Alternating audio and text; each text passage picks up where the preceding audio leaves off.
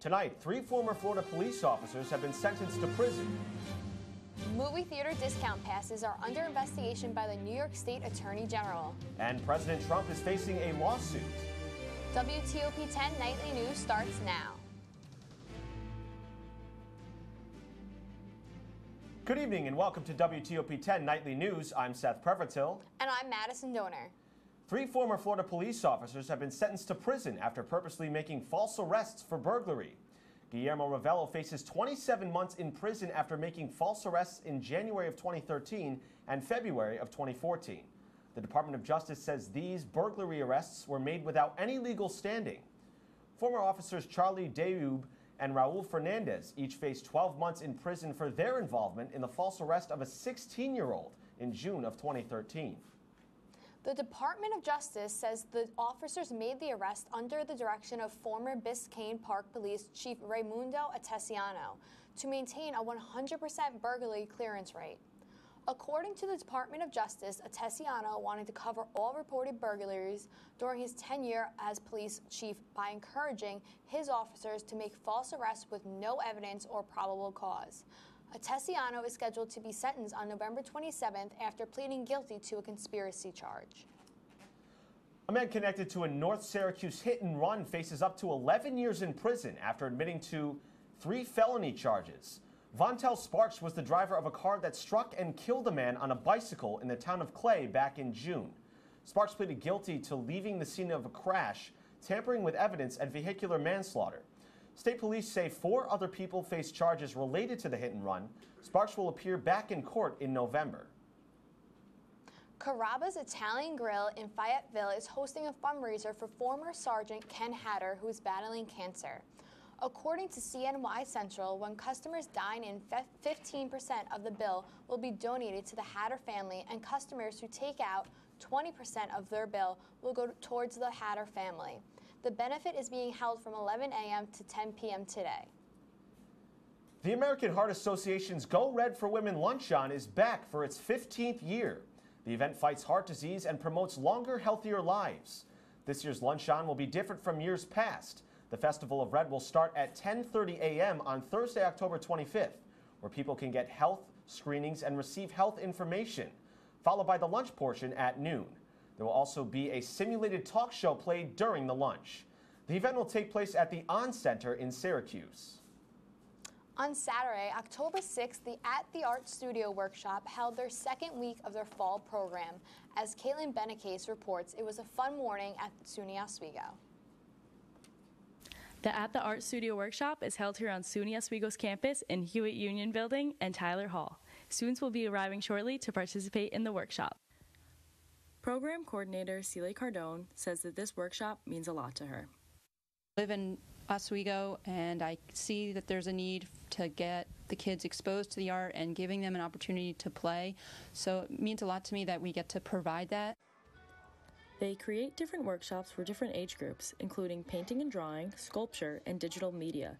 They take what students are learning in school and build off of it, rather than replicating it. Cynthia Clabo says she wants to give the students the same opportunity that she was able to have.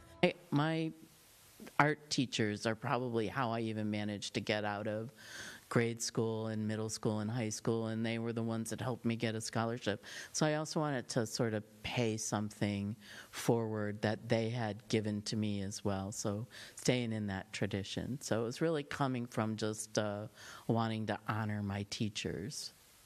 Clabo gives credit to the Richard S. Shinneman Foundation, the Oswego City County Youth Bureau, the John Ben Snow Foundation, and the Borman Foundation, which provides funding for professional art supplies and scholarships that make the workshop accessible to any student that would like to attend. If you're interested in attending the workshop, you can go to www.attheartstudio.org or call 315-312-4836. The At the Art Studio Workshop will wrap up its fall program on November 3rd, where students will display their finished projects for friends, family, and the public to see. The city of Syracuse has created a very unique memorial to remember Interstate 81, which will soon be replaced. Nearly 24 local artists came together to create a gallery that documents the life of Interstate 81 as it comes to an end in Syracuse. The gallery, named Picture 81, is downtown at the SUNY Oswego Metro Center, just 2 blocks away from the interstate. The project documents what it's like to work, play, and drive in the community with the current structure in place. Wilson Kummer is the coordinator of Picture 81, who says the project first started as a Facebook group. It was then when Amy Bartell, the director of the Tyler Art Gallery in the Metro, invited him to put together a show. Wilson's own photograph is featured in the exhibit, and he has been photographing landscape in Syracuse for about 15 years. It's hard to photograph this area because, a lot of the highway is pretty ugly, and in some areas it's pretty dull also. So I always try to find something to give the viewer that's like a little bit of interest for them while saying something about the highway as it is. By just taking one look at Interstate 81, you could see why it needs to be replaced. Parts of the interstate, especially the bridges, have been deemed structurally deficient. This has been a controversy within the community for several years now. It has been kind of a scar on the city for a long time, and so when I started hearing stories that they were going to replace it in some way, how could we sort of memorialize that before it's gone? Picture 81 runs through November 1st, giving Syracuse a piece of history through artists' eyes. Adrian Shelton reporting. For more information on the exhibit, check out the SUNY Oswego events calendar at calendar.oswego.edu. MoviePass discount service for theater tickets is being investigated by the New York Attorney General due to allegations that it misled investors. Parent company Helis and Mathon of New York is aware of the investigation and believe they have not misled investors. They have struggled financially and are facing class action lawsuits filed on behalf of investors, claiming the company failed to disclose aspects of a business model that were sustainable. President Trump's lawyers hope to dissuade a former Apprentice contestant's claim that Trump forced her to kiss him. Arguments are set to appear in a New York appellate court to hear Summer Zervos' lawsuit. Trump's lawyers claim that the case should not go forward while he is in office. Zervos was a contestant on The Apprentice in 2006. She approached Trump for career advice the following year, the same year she says Trump made the unwanted advances. A 7-year-old girl was meeting her father off the school bus when a driver sped through the space between them. Joe Carista was waiting for his daughter at the bus stop when the driver of a black car sped between them. The bus's lights were on and the stop signal was deployed. The Brick Hill School's superintendent said that the district is buying new buses that will have cameras outside the vehicles in the future. Now let's take a quick look at the weather with Storm Team 10 meteorologist Khalil McGyver. Thanks. Well, if you stepped outside today, you certainly felt the cold with temperatures only reaching up to 43 degrees. We're quite below where we should be at 59 around this time of year. Taking a look at our satellite and radar, it's pretty much a clear scan all throughout the area. Some low clouds, lake effect clouds coming off the lake. But as we zoom out, you'll see that we have a high pressure system centered off towards the Ohio and Indiana area, moving, and it will be making its way into our area pretty soon. So here's a look at our current temperatures, 40 degrees all around the area with a low of around 35 degrees in Harrisburg. And as we zoom out, you'll see that noticeably that we have a temperature of only 32 degrees down in Tupper Lake. But for tomorrow, we might be seeing a slight warm-up. I'll have more for you after the break here on WTOP.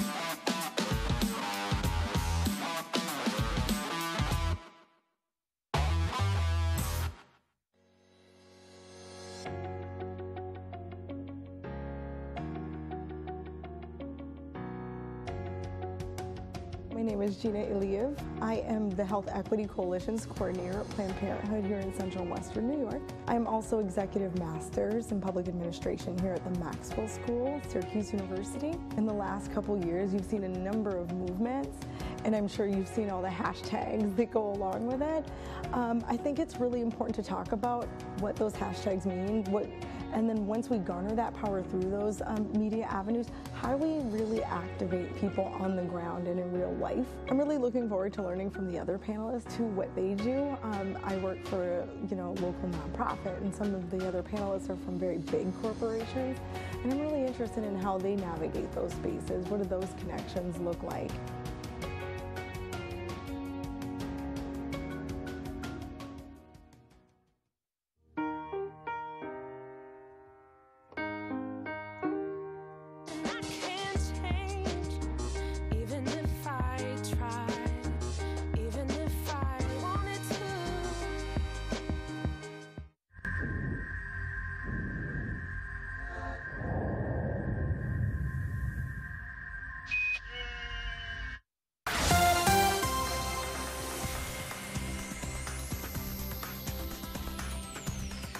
Welcome back to WTOP. I'm Storm Team 10 meteorologist Khalil McIver with your weather here on Thursday night.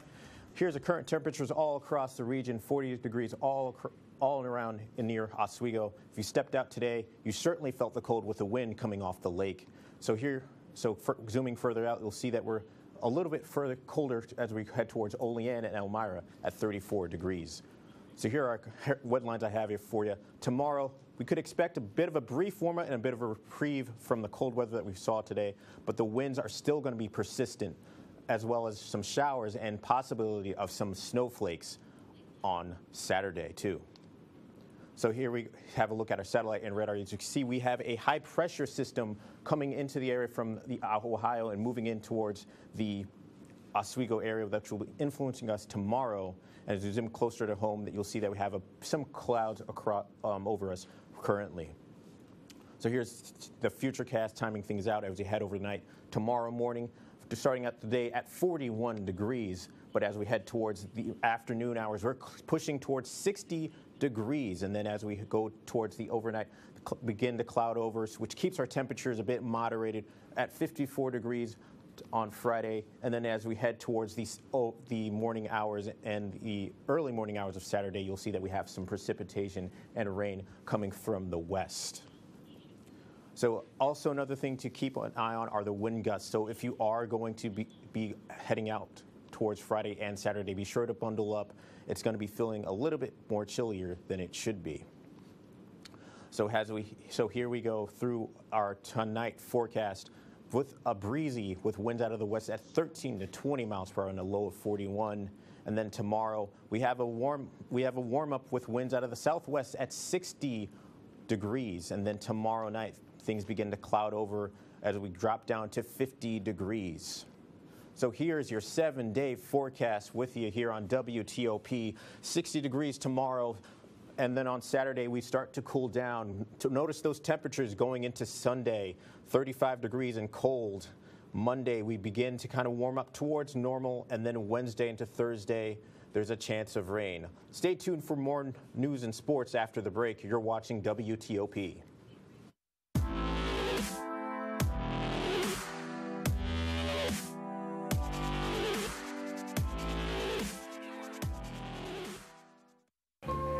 She was like, yeah, and I was like, no, and then she was like, yeah, and I was like, yeah. Oh my god. Oh my god, what? Ryan just texted me. Oh my god, what did he say? Netflix and chill? Netflix and chill, that's like so last year. It's all about WTOP movies on demand and chill. You are so right.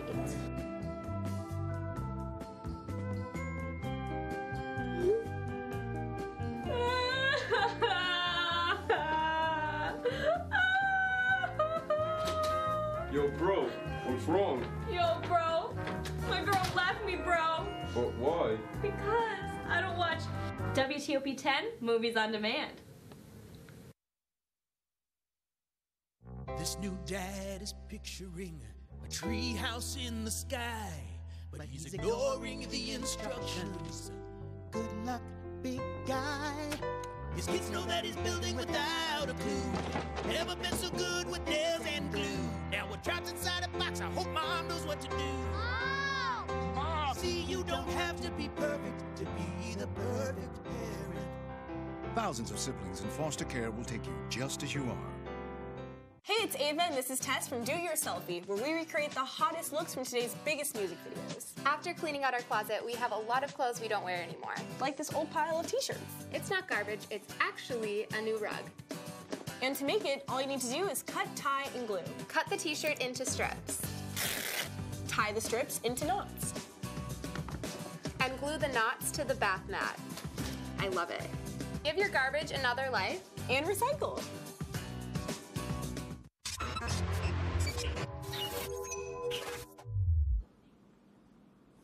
Welcome back to WTOP10 Nightly News.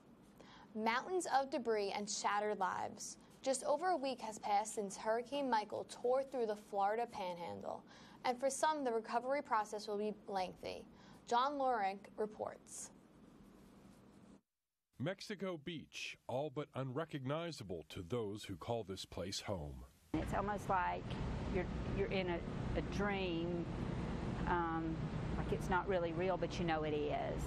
Residents are literally picking up the pieces left by Hurricane Michael. Pictures, anything that's you can't replace, just the things that are irreplaceable. Our house, what's left is a concrete slab, and everything that the house and whatever was in it is in that pile of debris that's up at the street. Hurricane Michael is responsible for at least 32 deaths in 4 states: Florida, Georgia, North Carolina, and Virginia.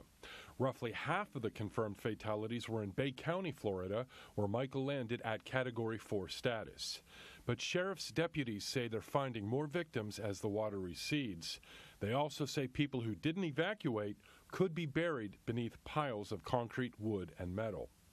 Despite the damage, residents say a renaissance is on the way. We will rebuild and we'll be okay. This isn't the end of Mexico Beach. We still have a big story to write, and we're going to write one. FEMA has teams in Florida helping residents register for disaster help.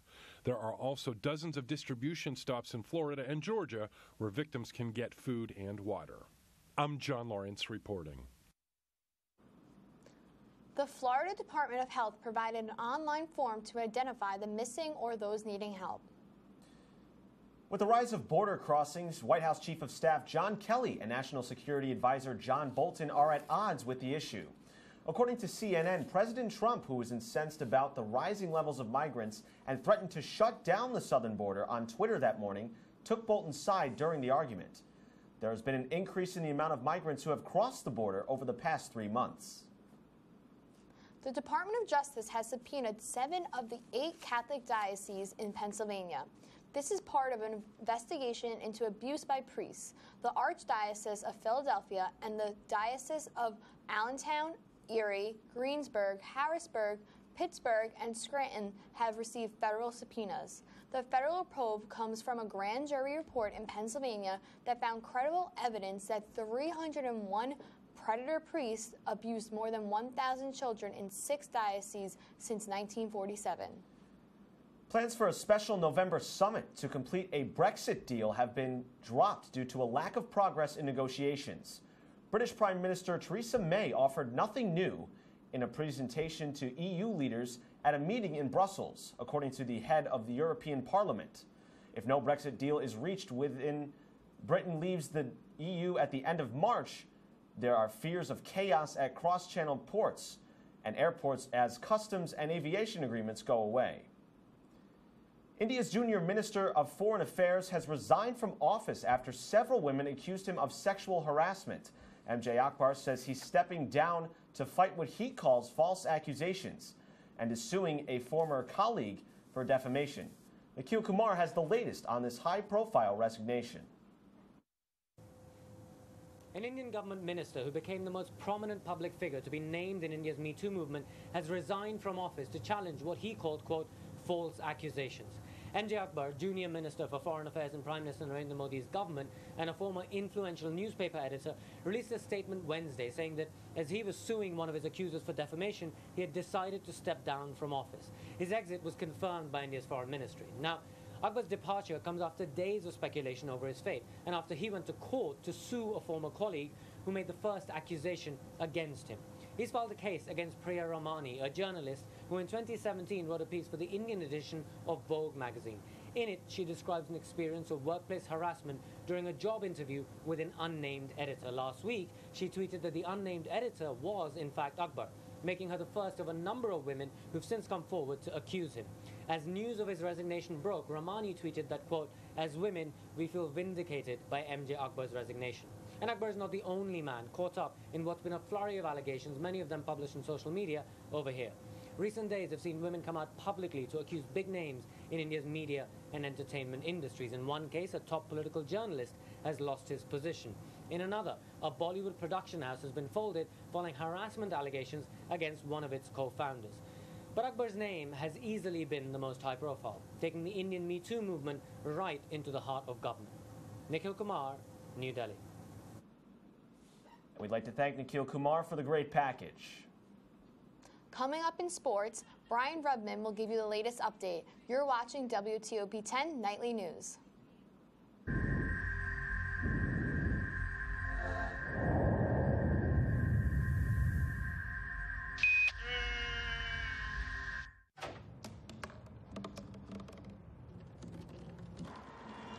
Everybody has a dream.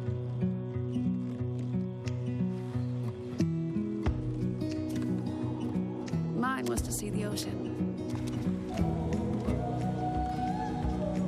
And with a little help,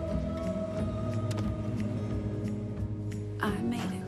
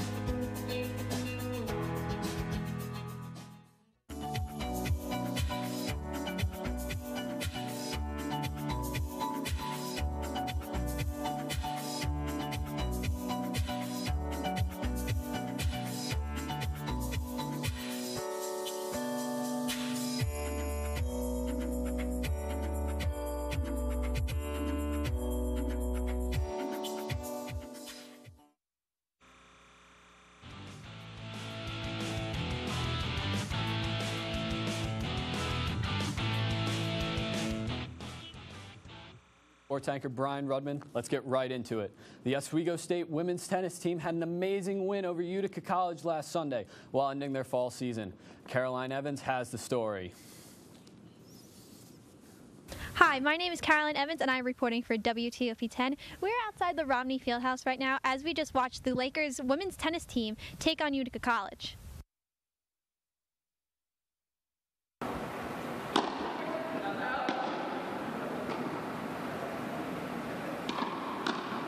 The Oswego State women's tennis team was able to close out their fall regular season with the shutout of Utica College on Sunday, October 7th.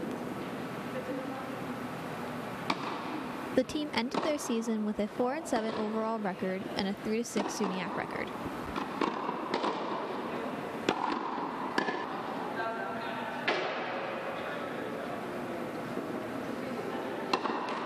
Senior and Lakers Athlete of the Week Haru Kabayashi was third in singles and won by an 8-1 tally in doubles with teammate Alicia Kalan.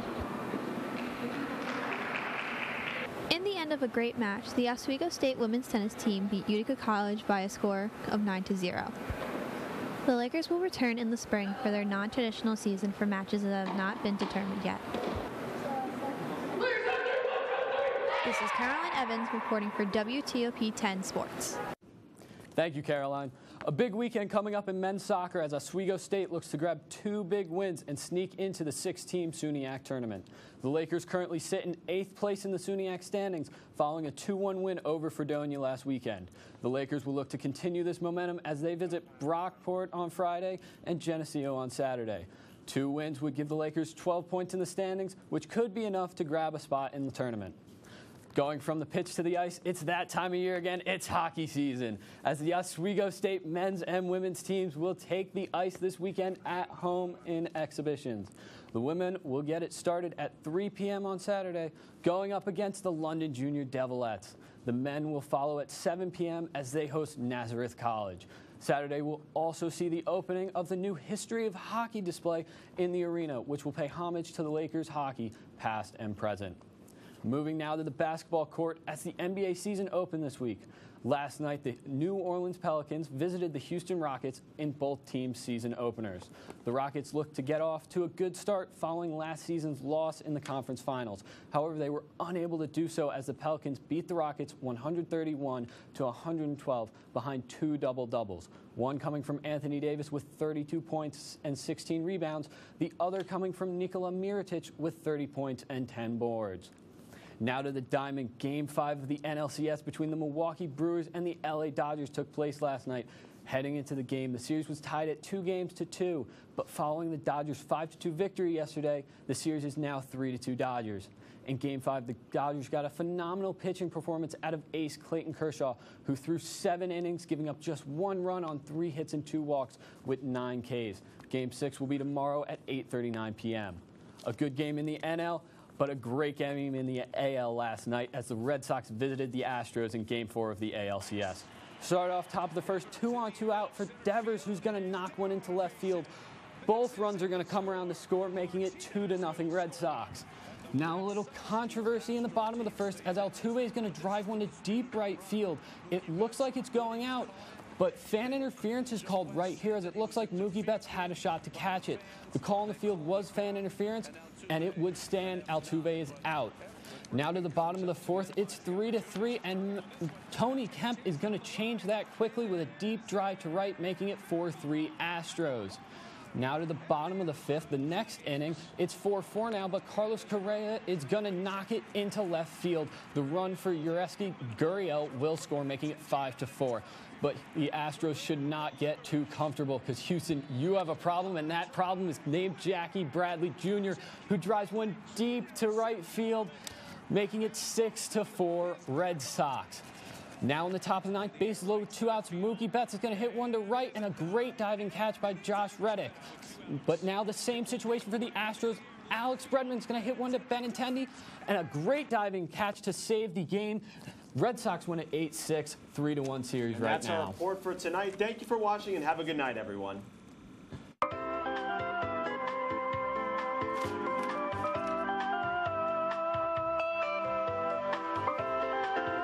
Hey, bud.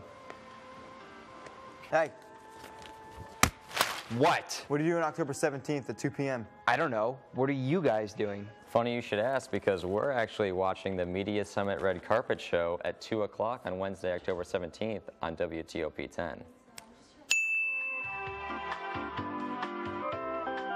What would happen if I had to pick up the phone, call 911 for one of my family members or one of my neighbors? What would I do if no one was on the other end to respond? What if there was no 911? So you can be a part of the solution. Anybody can be a firefighter. Male, female, younger, older. We have school teachers. We have leaders in business. Is me, you, anyone that wants to be. There is no typical firefighter.